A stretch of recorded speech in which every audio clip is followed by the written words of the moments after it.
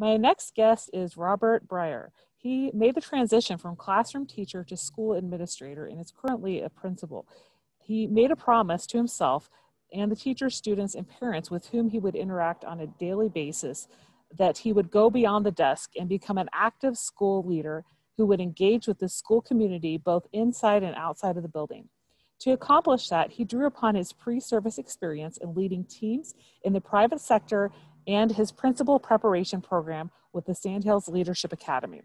Both of these experiences helped to shape his philosophy that leading and managing are two completely different mentalities, and that for him, he would choose to be a transformative leader who works alongside his staff to implement positive change.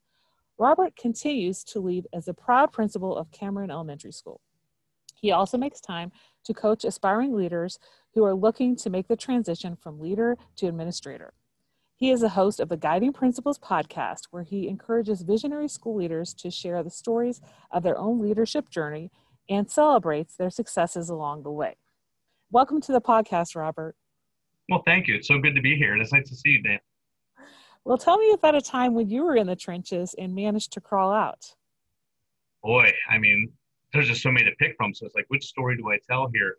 Like most currently, like we were entering the COVID-19 era, and we jumped into this brand new school year, and about 3 weeks out, we decided as a district we were creating a remote learning opportunity for our students. And we decided, instead of having that run through one building and one group of teachers, it grew to be so big that we needed to go and do it ourselves. And so they put it back on the schools. And so here we are, we're about ready to start school. We got teachers coming back, and they're just hearing about this for the first time. So needless to say, I was a little shorthanded when we started out the school year. I was missing a teacher, and I had to jump in and start teaching. Mm-hmm. And so I've been teaching 4th and 5th grade virtual this year, as well as running my school. Wow. And it was probably the best thing that could have happened, because being in there with my teachers and facing the challenges that they're facing, because my teachers are trying to teach face-to-face and also teach virtual students at the same time. And it has been a real challenge.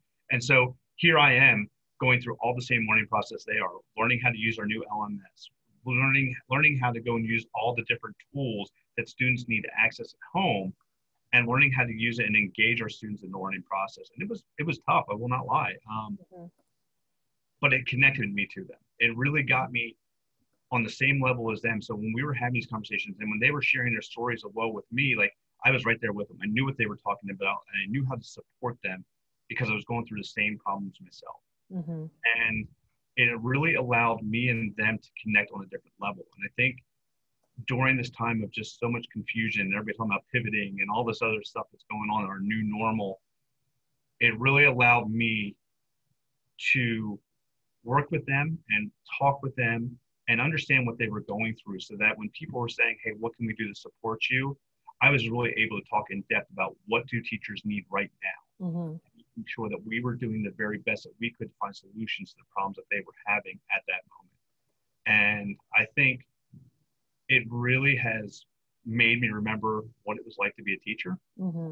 Made me appreciate the work that they do every single day. And it has really built and strengthened the rapport that I have with my staff here at my school. And so, I think that was probably the best thing that could have happened to me this year. Yeah, and it's such a inspiring time for principals to kind of get in there with the teachers. And, you might not be too far removed from the classroom, but there's principals that haven't taught for like 15 years or so. And, if they're able to step in there, maybe not for a period of several weeks, but, at least a day or two when schools are short on subs. And, that's what we're experiencing where I live. There are just a lot of schools, we're doing hybrid, but a lot of schools have to quarantine for a couple weeks, or part of the school has to quarantine, and they just don't get enough subs. So, taking that time to actually be in there with the kids, finding out what teachers are doing, that's the authentic observation experience, right? Because you're not just that fly on the wall anymore. You're actually doing the work of the teacher. So, no, I think that's a great example of being in the trenches. So you've had your Guiding Principles podcast up and running for about a year. I think it started in September of 19, correct? It actually started back in July of 2019. Okay. And so what got you started with that podcast, and where did you get the ideas? And we have some similarities as to some of the people we've worked with, and you've run it by those people as well. I have. And so, you know, I didn't know much about podcasting at the time. And so I remember back around Christmas time of 2018, 2019, and a friend sharing with me the Better Leaders, Better School podcast. Mm-hmm. And I didn't know much about podcasting at the time. And I started listening, and I was listening to Danny talk, and I was like, I really started to buy into the stuff that he was talking about. And I really got excited about it because like every week there was a new idea and a new person. Mm-hmm. They were sharing their stories, and I was like, oh, I love these ideas. I'm starting to build upon it. And it really kind of led me to, I wanted to do something similar. Mm-hmm. I love the idea of sharing stories and helping people really kind of hear new ideas, getting people excited about trying different things and trying to really help others makes the school and the learning environment better for their students and staff. And so it's something that really kind of all of a sudden hit me and I really wanted to do. And so I had this idea and I started doing one-on-one support with Danny Bauer, and him and I started talking and started running ideas by him. And he suggested I take my idea and I run it past my mastermind group. Mm-hmm. And so I took it in there and it was so fun. I was so excited about it. And I'm presenting it to him. And I had the cover made, and I had people on Facebook, they voted on the name of the show, and I did all this stuff. Yeah. I got in there, and I presented my idea, and Chris Leffler, and I mean, it was just such a timely comment, but he said, Rob, what makes your show any different than every other leadership podcast out there? And it hit me. I was like, oh my gosh, I'm just mimicking what everybody else is doing. Uh-huh. And then next thing you know, they all just started firing these different ideas at me. And a couple things that really stuck was I needed to celebrate leadership. I needed to take time to recognize the great things that leaders were doing, because how often do we get celebrated? How often do we hear praise from other leaders about the great things that we're doing? And so one of the ideas that was presented to me was to reach out to colleagues. So I reach out to every guest that's on my show and I ask for 3 colleagues and I email them asking me to give the feedback about a principal or assistant principal or director, or whoever it is, about their leadership style and things that they do that separates them from other leaders they've ever worked for. And I share that with them on the show. So the first time they hear it is when they're on my show. And so it's really interesting to see how they react. And we really dig into the stuff they talk about. And I allow them to expound upon the ideas that, you know, their colleague has shared with us and really kind of let them reflect on the great things that they're doing. And so it has been really interesting. I mean, I've had guests cry. I've had guests get choked up and say, hey, I need a minute. Wow. It's been a really positive experience, but it has really helped kind of separate my show from some of their shows. Yeah.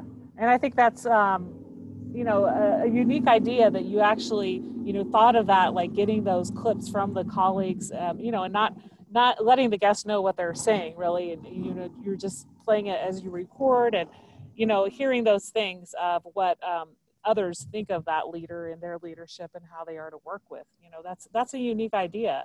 And, you know, I hope mine as well is a little bit like, you know, going out of the trenches and people I've talked about my podcast with, you know, like, okay, this is a time where we need to hear about, you know, stories of people who, you know, they might not think the trenches are necessarily negative, like your response, you know, you're in there with the teachers. So that's, you know, it's a positive thing. So it's not necessarily viewed as a negative, but absolutely.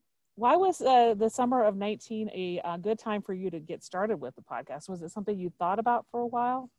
It wasn't. So it was something I was kicking around. And so what's funny is, so my wife's family, they all live up in right outside of Cleveland, Ohio. And so every year my wife over the summer, because she's a teacher and I'm a principal, so I work all summer. So she takes our children up and stays with her parents for about 3 to 4 weeks every summer. They have a pool and, you know, they all get to relax and she has some assistants because we have 4 children. So it kind of helps her out a little bit.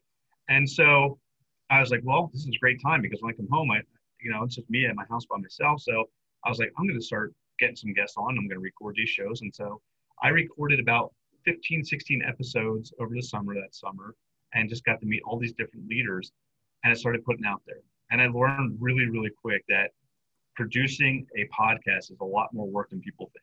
And I'm sure you know that, like with the editing piece and getting it ready, getting it published and the marketing of it. And so the first year I got started and real quick, I put out my 15, 16 episodes and I was like, oh boy, what happens now? And I ran short on episodes. And so my season 1 ended quickly. And then season two, I got back at it this summer, and I really realized that I'm now releasing every other week. Like talking to some different friends and different people, they gave me great advice to the fact that if I'm going to continue to do my own show, I need to give it time, and I need to be able, like, I like to get people on, I like to talk to people, and I edit my show to kind of fit the need of really telling the story about what people need to know and hear. And so doing all that myself, like, I like doing it. I really enjoy it. It's something I'm passionate about, and it has been a great learning opportunity for me. So like the stress that I feel from my job at times and stuff like that, going home and sitting and working and editing a podcast, it's so relaxing. Yeah. I absolutely love it. So that was really how I got into it and the things that I've learned from it. People think you hear all these podcasts out there and you listen to them and they're just so amazing and they're great, but the time and effort that goes in to make them sound the way they sound, it's a lot more than I think what a lot of people understand it to be. Yeah, I resonate with you on that. That, there is a lot of time and effort getting the podcast episode out, but then, it's kind of like a hobby. You pick up, you kind of get like used to interviewing people. It's something you really want to do. If you feel like, there's that purpose behind that, right? Because you're reaching out to those leaders that really can make a difference with the conversation that you're having with them on the podcast. You also host the Bring More STEAM podcast for your school district. So tell me a little bit about that, and if it's student-led or if it's more of a professional development type podcast. It's more of a communication piece. It's more of a like getting my community better informed about the stuff that we're doing in our district. So, in North Carolina, there's been a lot of competition between charter schools and private schools and public schools. And, we all have different rules and regulations we have to follow, but you hear a lot of publication on radios and see it on TV about all the great things that these charter and private schools are offering. Well, now public education, we're not able to do that kind of stuff. So for me, what I was trying to do was really highlight STEM education within public education, because you don't hear a lot about it. A lot of people who aren't in schools don't know much about what we do. And so I really wanted to highlight the great things that some of these amazing teachers were doing in our schools to really push forward the idea of STEM education, and to really kind of highlight that these are the things that we're doing that people probably don't know about, and really kind of exploring the idea behind what is STEM education? What does it mean for when people say STEAM education? What does that look like? How is that different? And really kind of opening up people's eyes to the potential and the things that we are able to do in public education. And so that was really an important way for me to just kind of build my leadership within the community and in our district to kind of show like, hey, I'm going to highlight some of the great things they're doing. So that was last year. Now this year we have taken it to the next step. We're actually created a podcast for beginning teachers, and that's called Stacking the Deck. And it is actually based off the work of The Wild Card by Hope and Wade King, I believe it is. Okay. And they have a book, and it's called The Wild Card, and it talks about the Joker and about self-doubt. Like the first chapter we just did, it was all about self-doubt. And what we started doing is we're taking these chapters and we are talking to like our teacher of the year, we are talking to different principal of the year, different educational leaders throughout our school system. And we're really kind of trying to highlight their stories about what it was like for them to be a beginning teacher. So that when our beginning teachers are listening to these, they're able to reflect back on the book that they just read, but they're also able to hear the stories about how it was when those teachers who are now, celebrated teachers within our district, and what it was like for when they were beginning teachers. And the idea is to give them hope and to build and to just inspire them to be the best that they can be and to get better every single day. Yeah, it's so inspiring to have that as part of your school district. And you also told me in the pre-chat how you're making the podcasts that you're involved with part of your professional goals. And we don't often hear that as part of somebody's professional goals, but it's a great thing to have as, professional development. Well, and it does. And so, like the first podcast was about building community. Now this podcast is about professional development for beginning teachers. I do another podcast for my school that is with students, and that one is it's a simple book reflection, and it's just it's called the Principal's Corner, and it's about, I just bring students in and the books that they're reading, we sit and we do a video podcast, and basically they're just talking about the different things they love about the books. And the idea is that we wanted to get more kids reading, and we were trying to almost like advertise the books that we have in our library to get kids excited about reading those different books. But it's also been another great communication piece with parents. And what parent doesn't want to see their kid, on the video screen and presenting, talking about different books? So it has been a real community connection piece for us, but then it's really given the children an opportunity to try something they've never done before, to really kind of just get on. And they're learning about, we have our own program here where we do a news station. And so our fourth and fifth grade students produce a news episode every week. And basically it's highlighting some of the great stuff that is happening around Cameron Elementary. And so that we took it one step further. Now we're working with our K-5 students and giving them a chance to learn about podcasting and learn about video casting and how all that works. And so it's been a really great experience for our kids. And honestly, I love doing it. So it's a nice way for me to tie it right into my leadership goals. Yeah, and kids really take off on that. They have so much fun making those videos and putting them out to the school and seeing themselves when it's shown in their classroom or online with their class. Let's backtrack a little bit. We talked a little bit in the pre-chat about both of us are part of the Better Leaders, Better Schools mastermind, and what got you interested in the mastermind, and you're also involved in another mastermind as well. So tell me a little bit about your experience and the difference between the two masterminds. So I got involved with Danny's mastermind, which is the Better Leaders, Better Schools mastermind, through the podcast. I started hearing about it. And then Danny and I connected on Twitter, and he put out a blog post. And I remember going to his site and then checking out the blog post, and I signed up for his weekly newsletter. And I saw about it, and I was like, oh, you got to apply to be on it in his mastermind. And so I reached out to Danny and asked him some questions, and he encouraged me to apply. So I applied, got accepted in. And I remember specifically, like, I had a lot of self-doubt going into the mastermind program, and what it was going to be like. But I remember on his website, he had a story about he was trying to host this leadership dinner, and he would invite all these different leaders over and stuff, and nobody really came. And I remember thinking to myself, like, it was so easy to relate because we all have different leadership styles. We all have different leadership aspirations, things that we want to do, and not everybody always aligns. And so with Danny's mastermind program, he was bringing like-minded individuals who had very similar goals and aspirations, trying to bring them together and really giving them a place where they could connect and talk and work through problems and just come up with some new innovative ideas. And I remember going to my first mastermind, and I wasn't sure about it. I remember sitting there, and they had this guy on the hot seat, which is Danny's opportunity where you can go and put out a problem, and then everybody kind of gives you feedback on it. And I remember specifically Chris Jones, and he was responding to one of the questions, and he was sharing some of his own concerns, some of his own ideas. And I'm sitting and listening to this guy, and I'm like, oh yeah, I'm buying everything he says, which was weird because Chris is a high school principal up in Massachusetts of a very large high school. Him and I have nothing really in common because I'm an elementary school principal at a small rural school. But yeah, we had the same concerns, the same ideas, the same things that we really wanted to talk about and really kind of get out there. And I instantly knew, like, I'm in the right place because I would start talking to some of these other people in the mastermind and listening to the stuff that they're talking about. And I'm like, oh yeah, I'm experiencing the same things. And hearing the way they talked about it, and hearing the ideas that they were coming up with, it was just so inspiring. And it really kind of helped me kind of get over some of the own hurdles that I was facing and really started to excel and to build upon my leadership skills and really started building myself up and taking new chances and trying new things and really kind of getting out there to see how far I could take my leadership and what I could do to start helping others and start serving others. Because there's a lot of leaders out there that are also struggling with the same idea, that you feel so alone so often, like, because you're not really a teacher anymore. You're not a senior staff member.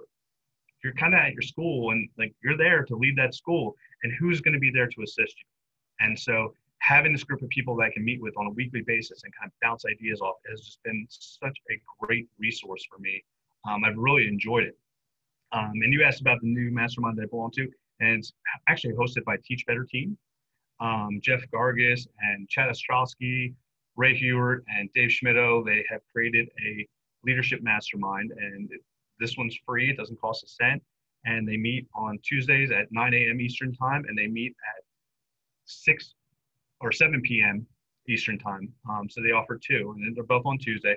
But they've been a great experience. And the same idea is talking to all these different leaders but this group is more focused on really kind of helping each other and really kind of supporting each other in the fact of like, here's what's going on in the world today. We're focused on the stuff that's now, whereas Danny's mastermind's focused on how are we going to make schools better? How are we going to lead better so that our schools become better? So they're little different mindsets, but they both give me the same thing. They both give me that connection with other great and amazing school leaders, and they really kind of help drive me and keep pushing me to become a better leader myself. So what I'm hearing you saying is maybe the Teach Better team is more the micro level, and the Better Leaders, Better Schools is more the macro level, like the big picture ideas, correct? Absolutely.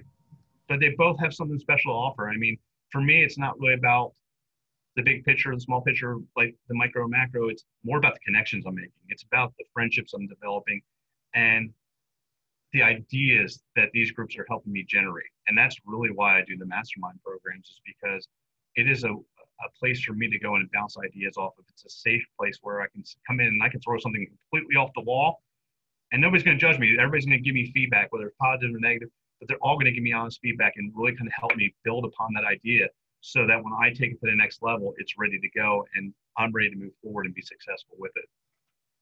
Yeah, and that's what I've experienced as well, because it's a no judgment zone, and Yes. you build relationships with those people. Let's talk a little bit about your vision on your website. You Beyond the Desk Leadership, you talk about wanting to help support aspiring school administrators to become visionary school leaders by helping them move past the title. So how did being part of these masterminds lead you to following your vision of supporting school leaders and your plans now to be a leadership coach yourself? Well, to be honest with me or with you, I've always, when I started going through the St. Hills Leadership Academy and started developing my own leadership, like that was something I just said I always wanted to be for teachers. I didn't want to be that principal who sat in his office and going over data and information all day long. I wanted to be in classrooms. I wanted to be there to support teachers and really kind of be out and about. I wanted to be visible. I wanted to build relationships and really develop a school community that was based upon trust and love, and really focused on making sure that my teachers were successful so my kids could be successful. And so that's really where the idea of Beyond the Desk Leadership came from. Is I believe every leader should work on being visible, being out in schools, and really kind of being an integral part of their school system. And so talking to Danny and really getting to know Danny, I mean, Danny is, if you ever meet Danny and you've ever had a chance to talk to him, like you instantly know, like he's the type of leader that I want to aspire to be like. I mean, just his personality and his presence and the way he comes across and his philosophies, they're just so right there. And the work that he is doing to help other leaders, to me, was just so inspiring. And I really Danny became a mentor for me, and I really wanted to try and follow along. And what I loved about Danny was, he didn't feel there's no competition with Danny. Like Danny has one of the best podcasts, out there for leadership. And when I said I want to do a podcast, Danny was like, yeah, let's jump on this. And he started giving me ideas, and he really kind of pushes you along to follow your dreams and follow your ambition, because he believes everybody has a niche. And the niches that are out there right now, there's room for every one of us to get out there. And there's a piece of the pie that we all can take a piece of.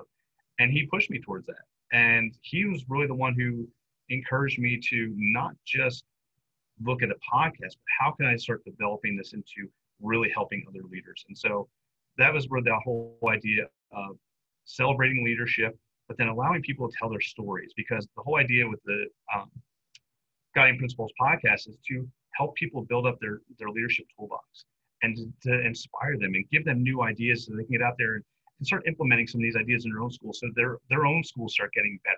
And they start providing more of a solid educational experience for their kids. I mean, because that's really what it comes down to, is we're trying to make sure that everything we do benefits our kids. And that's what I wanted. And so by doing the podcast, it gave me that opportunity to do that. And I think that's so important for any school leader or people who are in large organizations to be a part of some type of a group where they're able to bounce ideas off of others. But there are so many leaders who aren't part of such a group. So from what you've observed, maybe with leaders you've worked with, or just people that you know in general, or even taking your master's degree program. What are typical struggles that leaders face when they're not part of some type of coaching, PLN, or committee, mastermind, any of these type of things where they're learning from others? They get stuck on an island. You get stuck in that sense of you constantly feel the pressure. You constantly feel that self-doubt of, am I making the right decision? Am I doing the right thing? Am I leading in the right direction?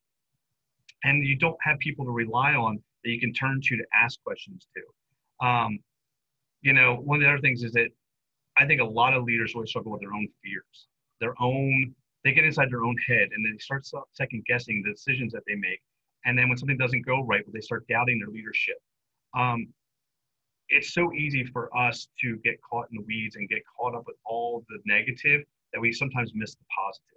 And that's really where that mastermind and those different groups and even just a mentoring or coach, they really come in handy because they help dig you out because every leader has gone through it.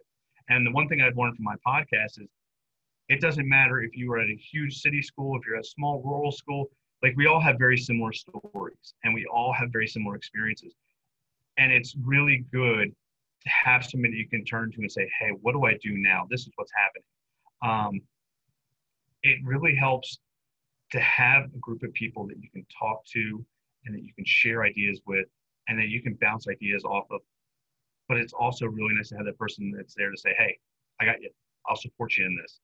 And that's the thing I love about it is because I'm having a bad day. If I just say, I can just post on Voxer like, hey, had a rough day. Next thing you know, I got 5 or 6. What can I do to help you? What do you need? What can we do to support you?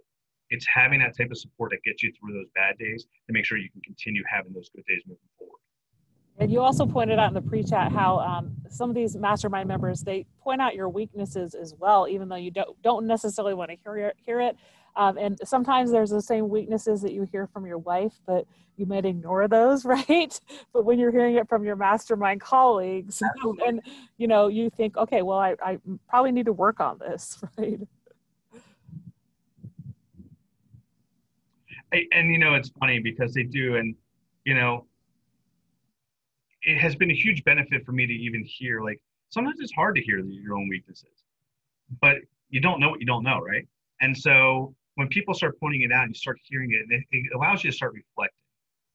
And like, I have really made a conscientious effort to work on the way I speak and to become more articulate. And, like eventually I would love to get into presenting and doing stuff like that.